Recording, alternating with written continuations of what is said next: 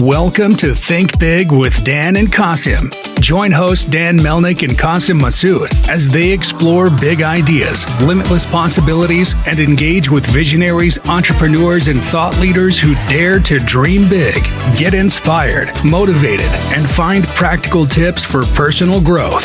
Think big, dream bigger, and ignite your potential. Welcome to the Think Big with Dan and Qasim. Today, our guest is Keith. Keith, how are you doing today? I'm doing great. Doing great. Thanks for having me on here, Qasim. Awesome. So, Keith, let us know a little bit about yourself, where you live, and of what you do. Sure. So my name is Keith Wilson. I'm the president and co-founder of Realize Digital. We're an online digital marketing agency, and I've been working in the Los Angeles area for most of my life. And our business, we're fully remote but spread across the country. I got into digital marketing a long time ago, and into focus on customer acquisition, focusing on driving user growth or sales growth for businesses. I've worked on the advertiser side of the business. I've worked on the agency side of the business, which is where I am now, and I've also worked on the publisher side of the business when I used to work at Facebook. Awesome, that's great. So, well, you are wearing a lot of hats. So, what is your core responsibility? Because every founder may wear a lot of hats, but most of the time they do have some strengths, they do have some strong points. So, in your case, what are those points? Yeah. So, I mean, when we first started the business in January of 2020, right before a global pandemic, it was Yeah. everything, operations, getting the business off the ground, sales, actually, managing the marketing strategy and digital acquisition campaigns for our clients, HR, accounting. Over time, as we've grown, I've been lucky enough to kind of really offload a lot of those responsibilities. I now operate as the president, and my core activities day to day are to, one, make sure that as a business that our service offering is up to date, that we're thinking of innovative solutions and innovative product strategies. Two, I want to make sure that our team is learning and growing. So Realize Digital is kind of a play on words. Our mission is to help people and businesses realize and achieve their potential. And we do that for our clients. We want them to grow. We want them to learn. We want them to kind of have success in their business, but we also want them to learn about the digital marketing trends that are happening in their industry so that they can be more informed. So we take the same approach with our team. So I spend a lot of time on educating and growing our team. I look for new business opportunities across, the different, industries that we work within. And then I also work very closely with a lot of the publisher platforms, the Googles, the Metas, more and more TikTok. So I work closely with their teams that support us and look to help grow opportunities for our clients to expand their businesses to platforms that they've never been on before. Makes sense. When we are talking about our own teams, that we work for our own team to learn and grow, this completely makes sense. Obviously, in an internal and controlled environment, you are spreading the awareness. But when we talk about the clients and your audience, in this case, this is not that much easy. This is not a piece of cake to help them grow and to help them learn something. So for this awareness, education, what you're doing, like you are spreading this awareness via social media, or you are sharing this awareness via some courses or classes, like how you spread the awareness? Yeah. So, I mean, as the agency, we're the stewards of their marketing budget. So they will give us, hundreds of thousands of dollars a month to figure out how we spread that across digital channels so that we're getting the right return on ad spend for their dollar. When they spend $1 with us, they want to win, they want to earn two. However, the reason why a lot of brands, go to work with an agency is because they really don't have the in-house capabilities to do the media buying, a lot of the creative analysis, which is a big part of acquisition marketing nowadays, is being creative first. So they really don't know the playbook. But what they want to do is they want to understand what are the levers that they internally have to get better at to be successful in digital marketing. So we have a lot of discussions with a lot of different touch points within their organization to make sure that the work that we do is understood and that they're seeing the benefits and they know how to take advantage of that. So as much as we might be working with a marketing team focused on like promotions, we have to work very closely with their digital analytics team because they're the ones that are actually looking for lift in their business. And so we have to really kind of bring all those teams together. We have to talk to their creative agency. We do a lot of creative work ourselves, but we're not a brand focused creative agency that's going to come up with a nationwide television campaign. We're a lot more strategic in our creative development related to ads platforms. So, we work with different creative partners on the client side to educate them about what messaging streams are working with which personas that we're targeting. So there's a lot of education that we do about what are the driving factors that are helping their business grow, and helping, their marketing investment turn from $1 into $2 or $3 or $5. The way that we do that is we do have like regular weekly engagements with our clients where we will sit down and talk about performance, have a structured process where we're making sure that we're not just talking about what the numbers are, but what are the insights from those numbers, so that they can learn. And we take great pride in being very strategic with our clients so that they know that we are focused on not just telling them what a click-through rate is or what the conversion rate is, but why the conversion rate is going up or why the click-through rate is going up.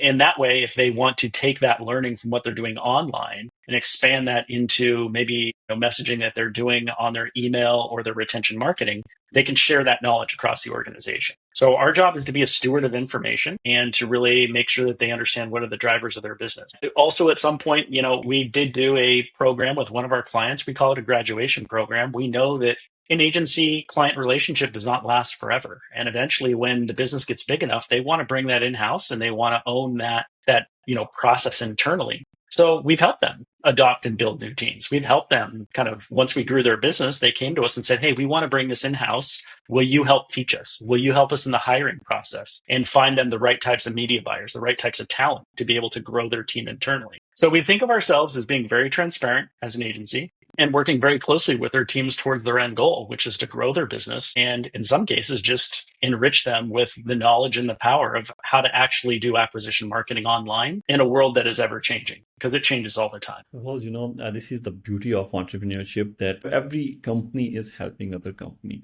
So businesses are supporting businesses and ultimately they become with the great results. That's awesome. All right. So just to understand your clientele, like who are your ideal clients? Ideal clients, anyone that has like a digital online presence that is looking to grow their e-commerce space, that's kind of our bread and butter. I grew up in the e-commerce world. I worked on the advertiser side at a company called The Books, which was on Shark Tank. So I've been part of this growth pattern, in an explosive way. I've also worked at Facebook, where I worked with a lot of the top e-commerce clients, the Just Fabs, the Dollar Shave Clubs of the world that grew their businesses online on Facebook. And the beauty of the clients that we go after now is they're still trying to grow their business, but the larger publisher platforms like Meta, they really put a lot of attention to the big spenders that they have, but they don't always give the best support to the smaller businesses. And so we really go after the small to mid-market size e-commerce focused clients.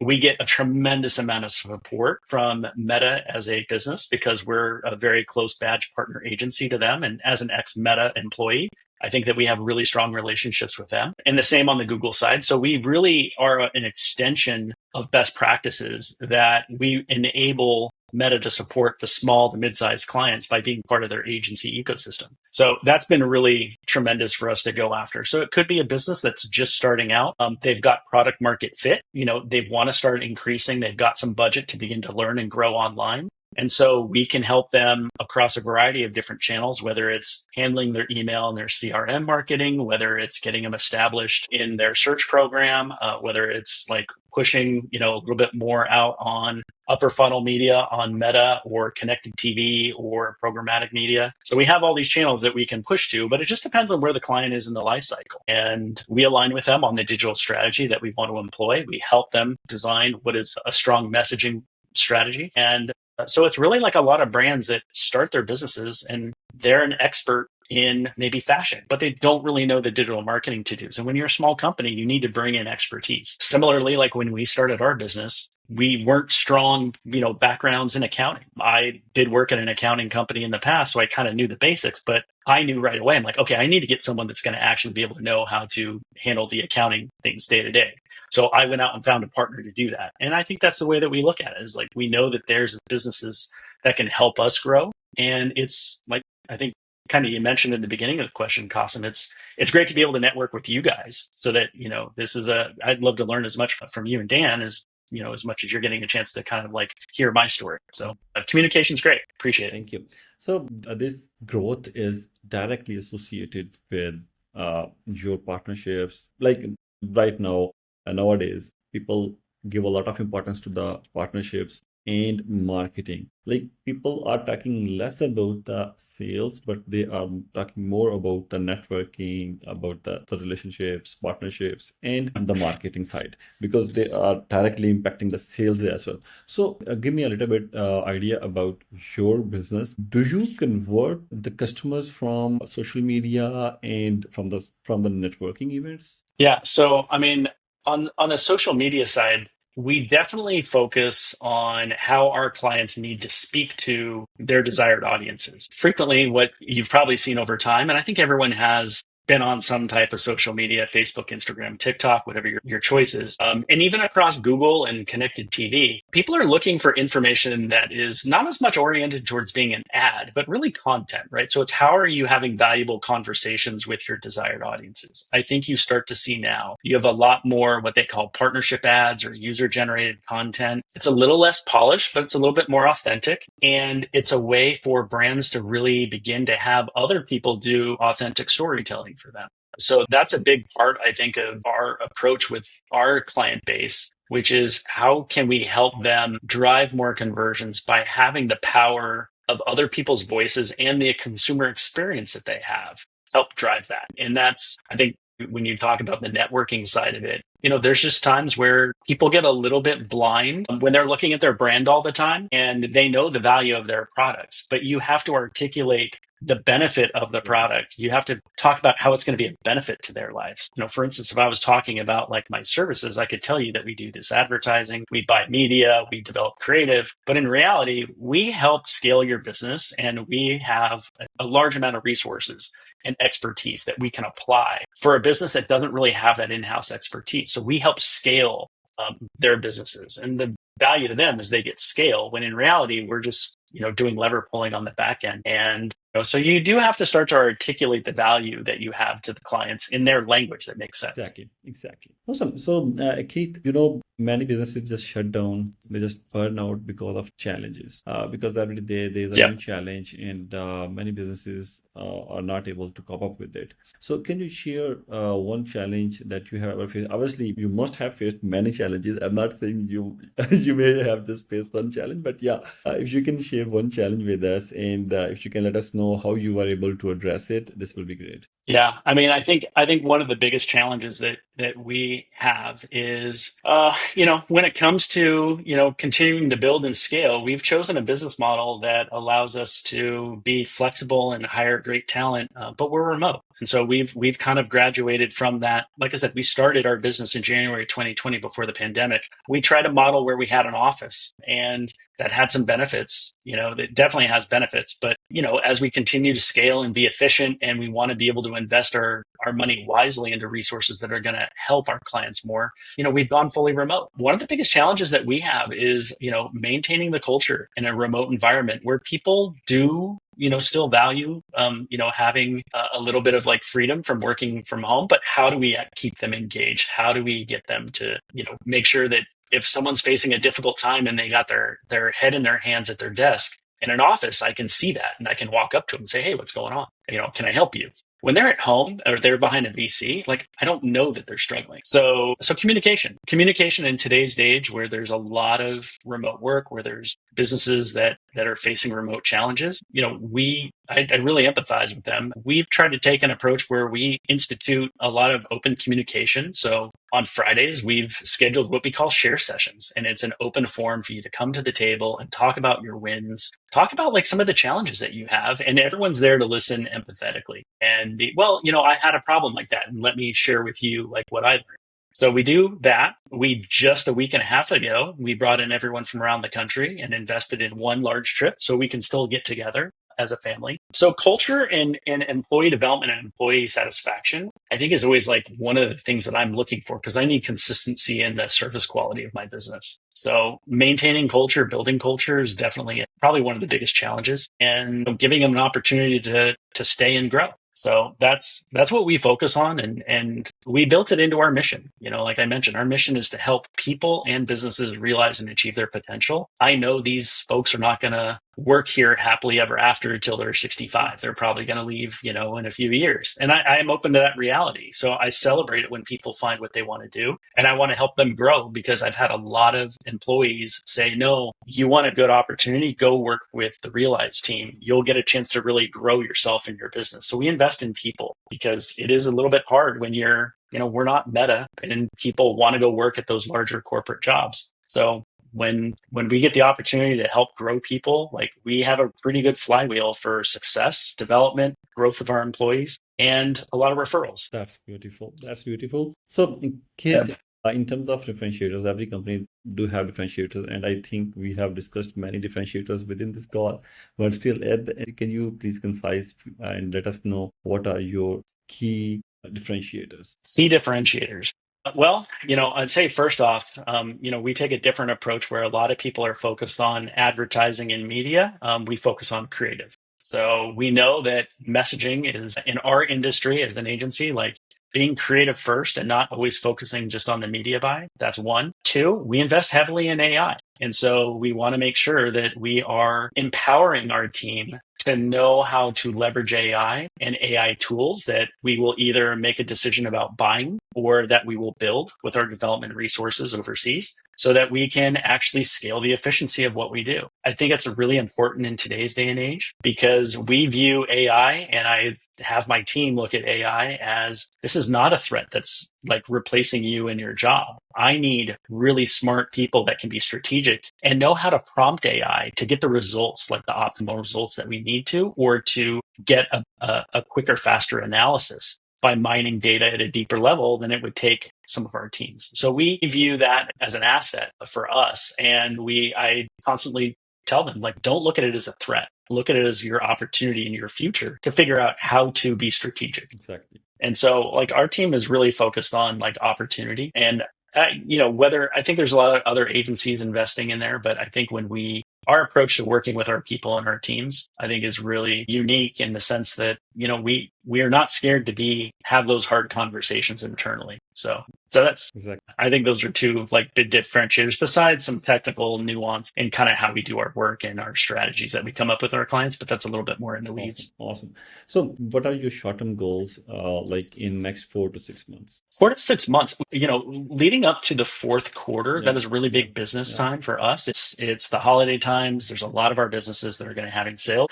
Our short-term goals are building out. We're talking about we did holiday planning internally last week. And so now we are full board talking to our clients this week about what our plans in the fourth quarter are, getting their commitments on budgets, on creative, on offers, on timing and all that. Short-term goals, it's crush Q4. So we're forward looking. We're not looking at like what we're doing this week is already done. So stay forward looking. As a business, I want to get into other areas. I want to expand our offering and do more in certain ways in which we've invested with our folks in India. A lot of our clients will work with us in some services, but how do we broaden that? How do we get to be more valuable based on what the opportunities are? So expanding into new product services and product offerings for our business is something that, our team is going, okay, well, we're going to get into, more conversion rate optimization work. How are we going to do that? To me, it's to figure out how to do that, how to bring those product offerings on board. And that's been like a fun challenge. I enjoy the challenge of let's build that part of the business from scratch. Let's figure out how we, kind of enter into that market that we might not have offered our clients before, and we're more useful to them. Life will be boring without challenges, I believe. Yeah, you don't want to keep doing the same thing over and over in your life, right? Like, so you do find areas of opportunity. And for us, it's like we pick products every 6 months, half a year. We have half year goals and we set 50-50 goals to be aggressive, which means that 50% of the time we are not going to achieve it, but we set really high goals. So we're okay if we miss, because if we set the goals too low, sometimes it's just too easy to hit. So we're okay with failure. Put these big audacious goals out there. And then if we get 70% of the way there, that's a lot better than hitting 100% of a goal that you set too low. So we kind of think big. Exactly. Awesome. Well, Keith, thank you so much for this conversation. I enjoyed a lot, but at the end, can you please give us the biggest piece of advice for our audience? Our audience is entrepreneurs and the ones who are planning to start their own business. Yeah. This has come up like many times over the last, we're about a 5-year-old business, and we started during the pandemic when we didn't know there was a pandemic coming. And in year or I should say month 2 of our journey, it got really uncomfortable. Like when we left corporate jobs and we're starting a business, and next thing you know, like the world shut down and we didn't know what it meant for us as business owners, my partner and I think we just adopted the mindset, we better get really comfortable being uncomfortable. And so that's what we did, is we learned to get comfortable being uncomfortable, because we knew that it would just be effort to get us over a hurdle. And effort is really easy to apply. I mean, we're hard workers. Anyone that's starting a business, they're probably prepared to provide effort. And so there will be hurdles. There will be, something will happen. You will get an ugly letter, about a tax situation that you didn't know was there or something. So you just get these things that come along, and it will look like a big speed bump. But yeah, okay. Like, onward we go. Get comfortable being uncomfortable is my biggest advice. And anyone that's got the grit and the effort to put in the work, you'll quickly learn that you overcome those challenges pretty easily. Well said. Thanks for the beautiful advice. Please let your viewers know how they can reach you. Yeah, so you can reach out. You can find me on LinkedIn, Keith Wilson at Realize Digital, or you can send me an email, Keith at real, REAL, EYES digital.com, or you can go to our website, realizedigital.com up there. And yeah, just feel free to reach out to me, find me, and would love to meet people that would like to help grow their business. Awesome. Well, Keith, thank you so much for joining us today. I really enjoyed the conversation and learned a lot of things. And hopefully we will stay in touch. Would love to stay in touch. Thank you guys so much. And it's been a pleasure working with you and Dan and getting to know you guys. Likewise. Thank you. Thank you, Keith. Have a good day. Yeah. Bye-bye. Thank you. You too. Bye.